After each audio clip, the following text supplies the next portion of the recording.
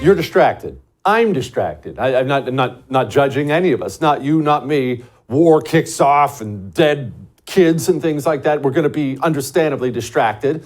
I'm not saying don't pay attention to that, but let's make sure we remember that we have domestic enemies here who have bad plans for you. And our president is a criminal.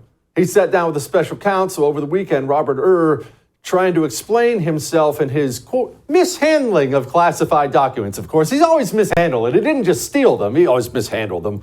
Joining me now to talk about old Joe and many other things, Alex Marlow, Breitbart News editor-in-chief and author of this book about Biden and his crimes. Breaking Biden is the name of the book. I love that. Okay, Alex, while everyone else was distracted, Joe Biden's finding himself in a bit of hot water for one of the many crimes he apparently has committed.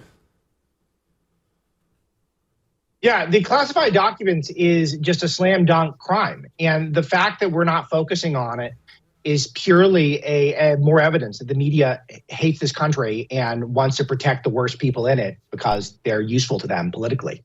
It's every bit the same thing as Donald Trump did, aside from the fact that Donald Trump was president, could have declassified any of those documents. Joe couldn't have declassified any of the documents that he had. And not only could Joe have not have declassified them, he hid them or not hid them in a place where literally Hunter Biden could have gotten them. So by his Corvette, in his garage. I mean, this is clearly criminal, and everything that's being done to President Trump should be done to Joe Biden times 100. Okay, I'm worried that I already know the answer to this question, Alex, but so how's he going to get out of it? Because as you pointed out, it's such a black and white crime that me, idiot Jesse, can pull up my cell phone right now and I can look at a picture of the classified documents in Joe Biden's garage. It's a picture available on the internet because that moron published it himself. That's a crime. It's a felony on camera. Yes. How's he get out of it? Well, he gets out of it because the people who are going to be in charge of investigating him are people that he's either put in charge or know he's very useful to them.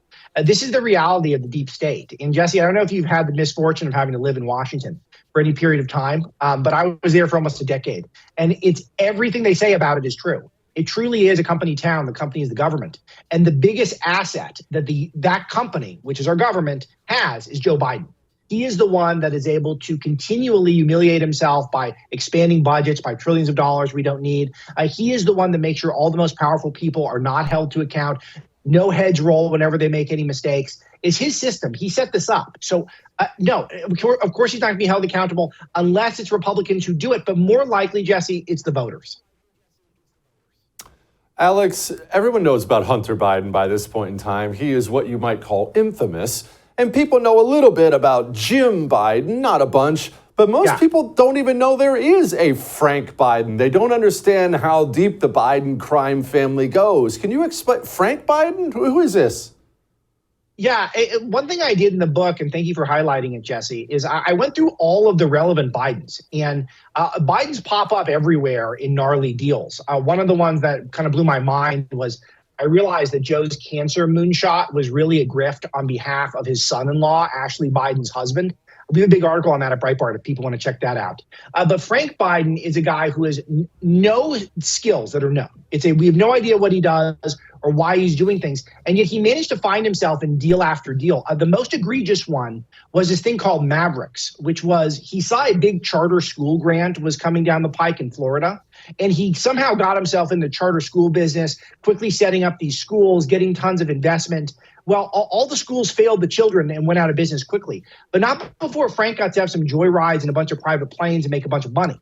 But the thing that was the craziest story that I found, maybe even in the whole book, but certainly when it comes to Frank, was about 25 years or so ago, Frank Biden, who had already had his license suspended because he had some DUI, stuff like that, was semi-operating a car, meaning it was his car.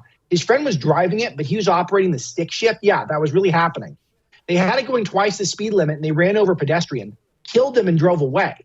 So the guy ended up pleading guilty to manslaughter. Frank got a big fine slapped on him. He never paid the surviving family.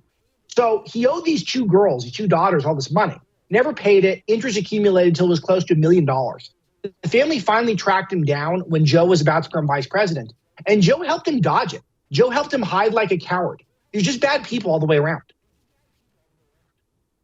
they really are the scummiest people. And something people don't realize, Alex, is how long they've been scummy. You know, Joe Biden was kind of ignored as vice president, a bit of a punchline. Most vice presidents are ignored anyway, but they've been scummy since forever, since before he was a senator. The family's just kind of gross. One of the grossest things, if not the grossest, I do cover some of the Ashley Biden diary in the book, so I won't say it's the grossest thing. But the second grossest thing that's covered in the book is actually something that took place in 1974, so nearly 50 years ago. It was Joe Biden who was doing an interview for Washingtonian magazine with a blonde named Kitty Kelly. And his wife had passed away from a car accident a few years earlier. And Joe decided that he would use this time to regale this young reporter with vivid sex stories about his deceased wife. Gnarly stuff, some of it clearly fabricated, but talking about how even when on the campaign trail, Joe did a long day, he could still satisfy his wife in bed. It's all this completely nasty stuff.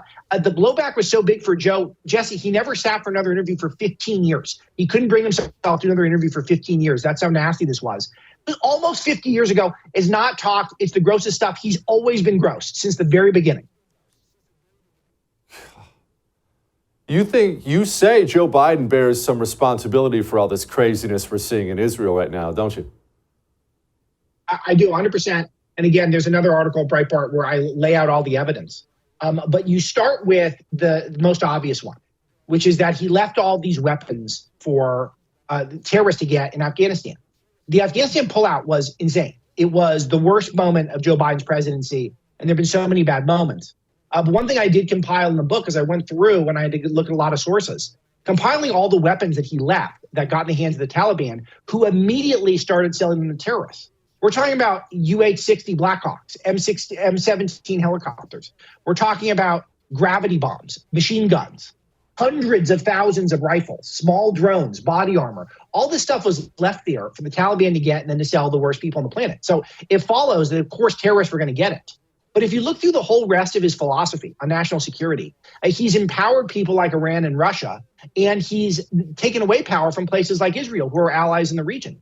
Not to mention, look at his philosophy on the border. He doesn't believe in national security, or else why would you have an open border? The guy is completely lost on this subject. And so often, Jesse, he goes it alone, which is super scary. Golly. Alex, thank you so much for exposing this family. I want people to go buy Alex's book. Go get it. Go learn about just how dirty your president is. Alex Marlow, my friend, I appreciate you and Breitbart very much. Jesse, you're so great. And sorry for the phone ringing. And we appreciate everything you do. You got a great show.